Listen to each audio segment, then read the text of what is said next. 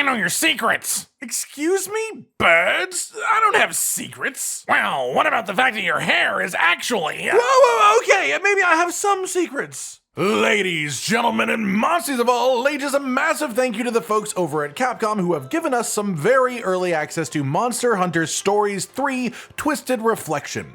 Josh and I have been playing it loads and loads, and as of this point, we can only actually speak to a specific early section of the game, as that's what we're allowed to share, and today I want to do things a little bit differently than the last two preview videos that we've done. Today I want to focus on the people who don't think they would be interested in Monster Hunter Stories 3. Whether you are someone who has never engaged with the story series before, or if you have played the first or second game and just didn't feel it was quite your cup of tea, Stories 3 is absolutely worth giving a shot, and there is a trial version that's already out now, a demo that you can get yourself involved with, but it would be an understatement to say that demo is only a very small slice of the game that is being offered in full. There is so much more going on under the hood beyond that point, but the demo gives you a glimpse into a lot of the way that the game's mechanics work on a fundamental level, and let you get your feet wet into the story itself, the world building, and the personality-filled characters that range from full-on bright and eccentric to dark and brooding with a bit of a softer, quirkier inner layer you have to dig a bit deeper to reach.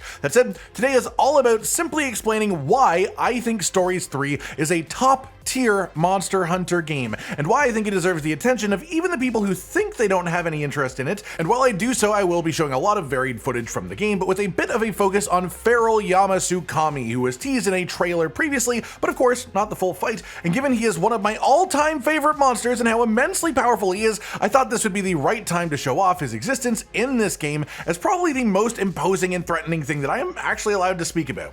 First then, let's start with the people who have never played a Monster Hunter Stories game before.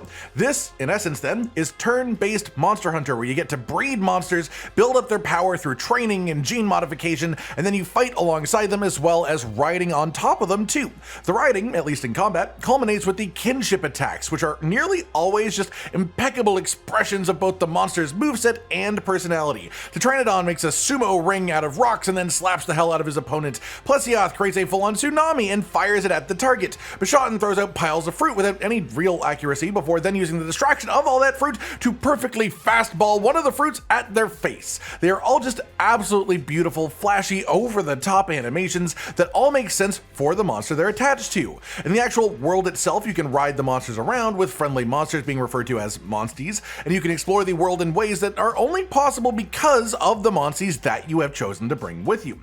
Some Monsties are better at running than others, some Monsties can fly, some can swim, some can climb walls, some can burrow. They each have their own uses that assist you in exploration, even beyond what they do in combat. That said, if you're even vaguely aware of the Stories series, you probably knew about all that stuff, so what makes Stories 3 different? Well, on a more surface level, the habitat restoration system lets you release monsters into the wild in various zones within the world. When you do this, not only do you affect the overworld monster population by putting monsters into the areas they might not naturally be, but you make that monster's egg accessible there, and at higher ecosystem ranks, you make those eggs be of a higher tier, as well as giving you the ability to find that monster as a dual element creature, which takes in the natural element of the zone that you have repopulated it within, on top of their own original element, like a Thunder Acnosom, who I love dearly, or my Water Garangolm, who looks like he dwells in caves instead of on the surface. I keep saying this in my coverage of the game, but the story is simply more mature than the first two games. The first game was like we were a proper kid as the main character,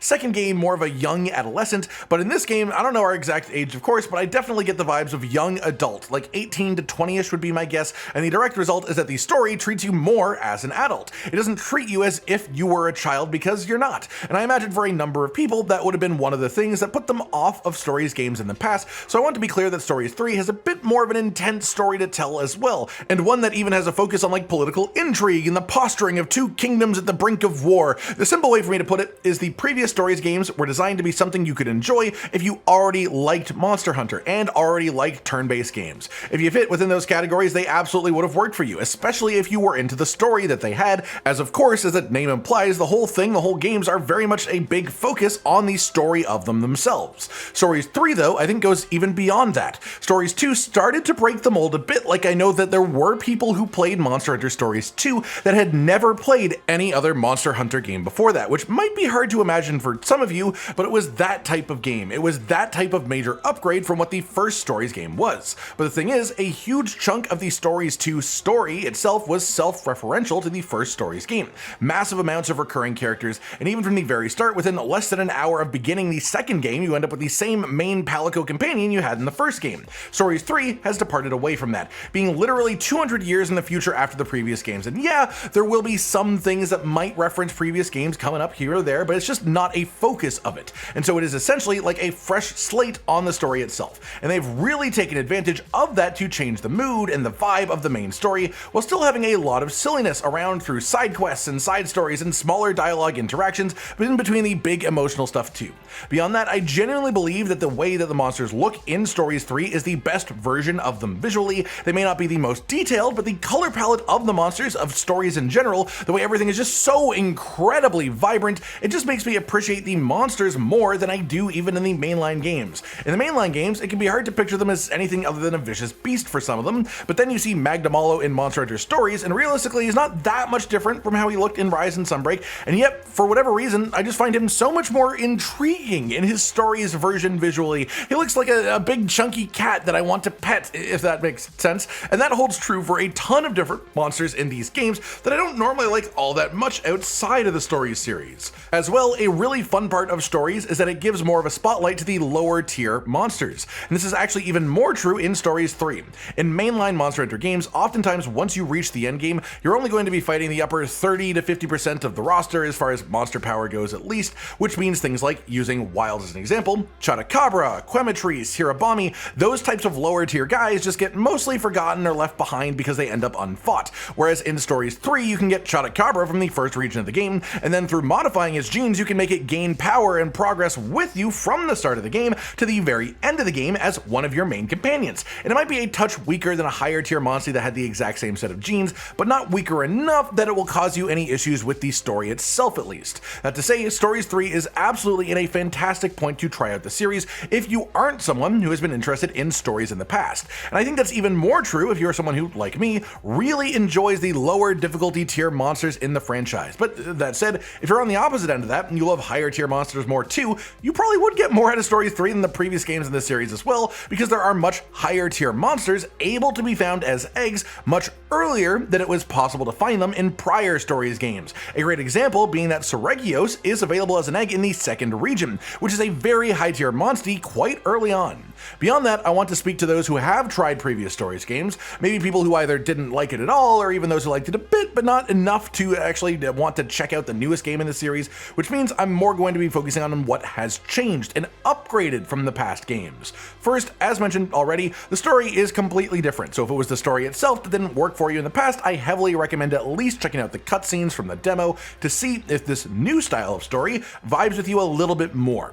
Second, the battling in this game is focused heavily on battling with an ally who has their own Monstie, which was also a big feature of Stories 2, but it is just so much better implemented in this game. One big example is that when an ally fully loses their hearts in Stories 2, combat would just end. It was a fail state, which was definitely irritating because you had no control over what your allies chose to do.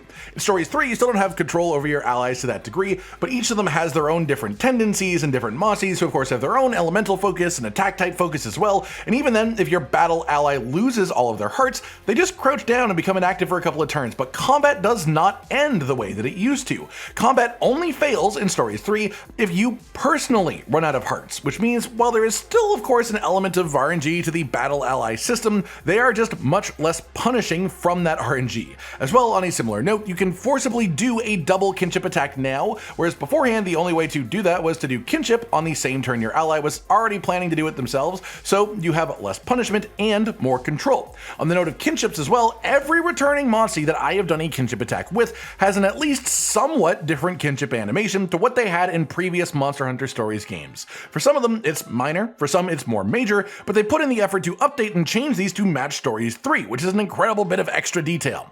Then on top of that, just the jump in quality of open world is amazing too, from Stories 1 being mostly flat terrain, to Stories 2 having a bit of verticality and a bit more interesting terrain, to Stories 3 feeling like maps straight out of the modern mainline Monster Hunter games as far as how intricately they are laid out, how much thought is put into verticality and traversal, and the world is also full of monsters, large monsters, small monsters, even endemic life everywhere, and it just makes it all feel so much more like a real realistic ecosystem and really enhances the immersion of the experience as far as I'm concerned.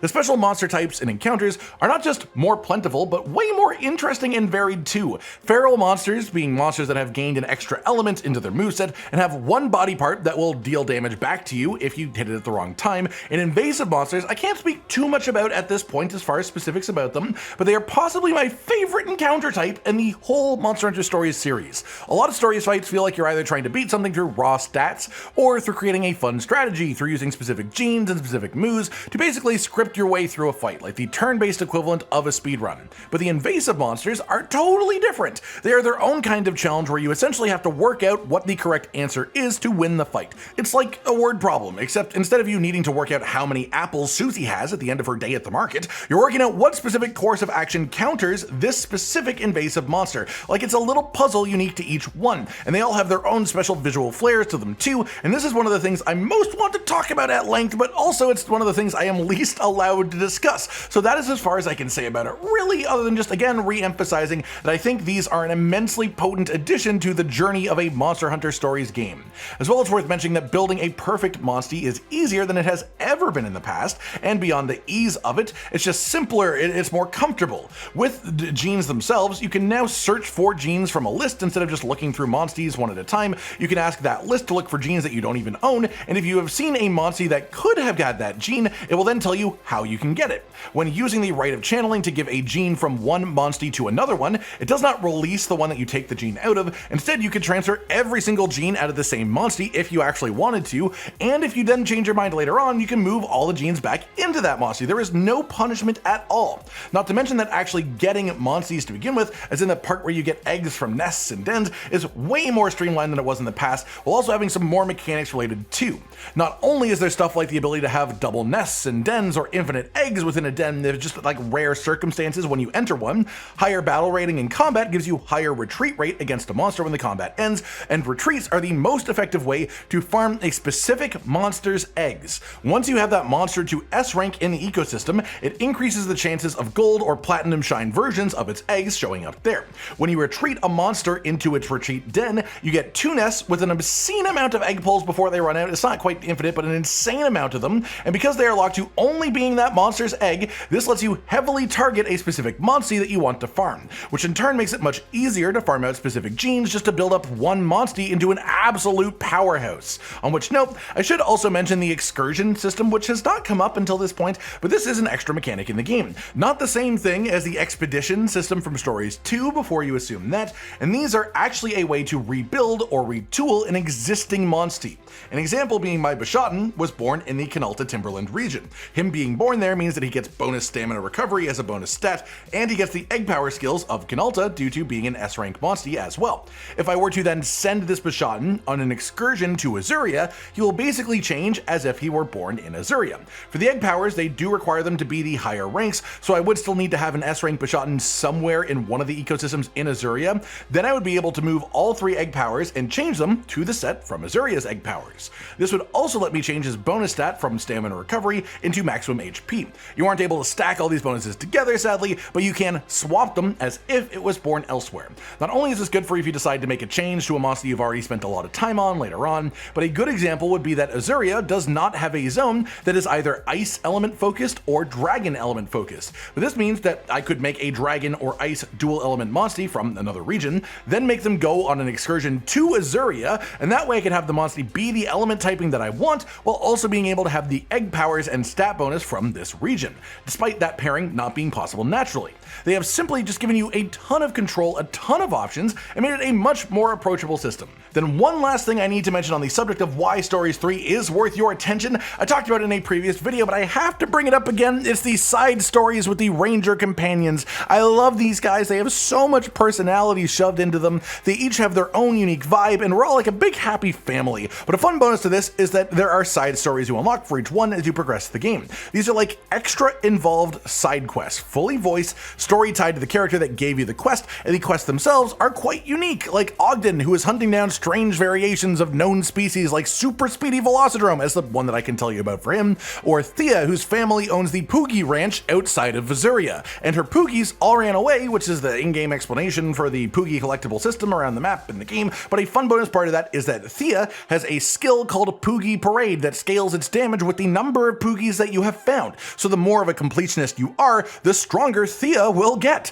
As for the actual content of her side story though, this is just the most wild thing in the game in my opinion, because it results in a monster racing mini game where you have to race against a giant Poogie, and it's just the type of thing that, like, if the devs didn't do this, no one would have complained. If this quest was simply to beat a big Poogie in actual combat, like in an actual fight, and that was it, that wouldn't be too surprising. I wouldn't have been disappointed if that was what it was, but that's not it. They implemented a whole racing mini game specifically for this purpose, and it's just so over the top in the best kind of way. These are the types of things that I mean when I tell people that Monster Hunter games are just oozing with passion from the developers. Nothing here feels half-assed. Nothing feels phoned in. They had a vision for the game, a vision beyond the scope of the previous Monster Hunter Stories games, and that vision has resulted in such a fantastic experience. Again, I am only allowed to speak within the context of the first 2 regions of the game, but as far as that slice of it goes, it is one of my favorite Monster Hunter related experiences that I have had the pleasure of enjoying. There's just something so special about this take on the concept of Monster Hunter, and Stories 3 specifically has nailed it even harder than the previous 2 in my opinion. That just about does it for today then everyone. This is going to be the last of our preview videos on Stories 3, at least for now. Again, feel free to ask any questions down in the comments below, and if there are things that we are allowed to answer, then we will try to do so, but I feel the need to stress the part where I am only allowed to talk about stuff from the first 2 regions. I've seen people ask stuff like, is X monster in the game, or ask questions about endgame, and I just can't answer those types of questions. But if you want to know about how a specific mechanic works or something like that is a little bit easier to discuss. Anyways, I hope you've all enjoyed this, and let me know your own thoughts on Stories 3 down below. Like if you liked the video, subscribe to the notification bell for more, and most importantly, ladies and gentlemen, until next time, stay sweet. Josh, Cotton, and Hollow with the videos, dropping the humor like a hammer on your tippy toes, bringing entertainment on a daily arrangement to take our insanity and turn it into entertainment. Yes, I said entertainment twice, to reiterate that it is nice to look into your faces on a mostly daily basis when you let us in your homes to make the whole world a stage. Goodbye.